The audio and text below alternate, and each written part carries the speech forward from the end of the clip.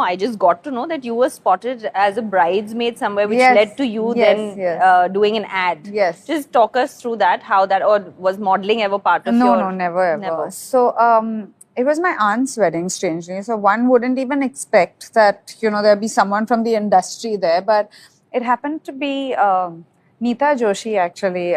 Strangely, she comes to my mum and she asks, "Who's that girl?" My mum has named every other girl but me. That was it, yeah. And I was asked to get my portfolio pictures. I didn't know what that was. So I've taken my cake cutting pictures over there.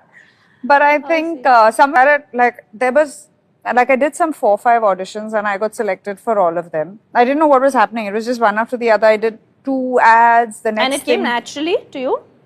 I hope so. Yeah. I mean, like you didn't train or anything? Yeah, no, But nothing. she has left a lot of ads, because uncomfortable, she ran away from there.